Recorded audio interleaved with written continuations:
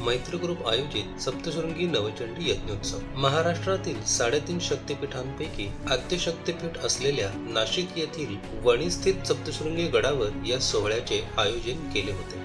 देवस्थानाने सूचित केलेल्या शिवालय तीर्थ या जागेत हा कार्यक्रम करण्याचे निश्चित झाले। ही जागा कार्यक्रमासाठी हवी तशी सुस्थितीत नसल्याने मातीचा भराव टाकून ही जागा आपण कार्यक्रमास योग्य करून घेतली। 6 महिन्यांपासून सुरू असलेली तयारी आता हळूहळू आपले रूप घेत होती। भला मोठा मंडप टाकण्याची लगबग सुरू झाली।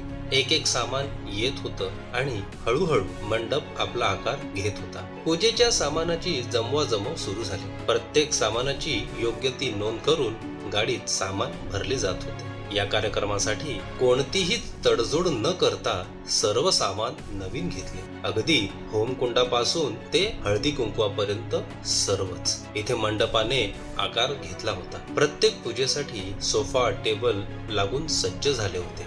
गुरुजींनी सुद्धा पूजेच्या मांडणीची तयारी सुरू केली। सर्व मंडलांची मांडणी ही रंगीत तांदळाने केली असल्याने मांडणी अतिशय सुरेख दिसत होती। पूजेची संपूर्ण मांडणी झाल्यानंतर शोभा वाढवली ती देवी सप्तशृंगीच्या या मूर्तीने। आता वेळ झाली होती ते पूजेला बसणाऱ्या यजमानांच्या यायची। हळूहळू सर्व यजमान आले। सर्वांना योग्य त्या सूचना आणि कार्याची माहिती दिली। पूजेला सुरुवात झाली आणि सर्वांनी एकच ताल धरला।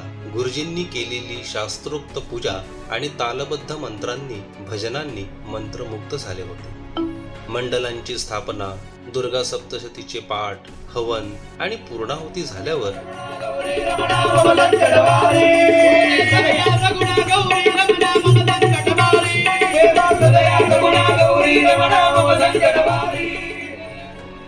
महाआरतीने या यज्ञाची सांगता झाली। सर्वांनी घेतलेले अथक परिश्रम, मेहनत याचे फळ आई भगवतीने सप्तशृंगी नवचंडी यज्ञोत्सवाच्या रूपाने आपल्या सर्वांना दिले। मैत्री ग्रुपने हाती घेतलेले हे कार्य यथोचित यशस्वीपणे पूर्णत्वास आले।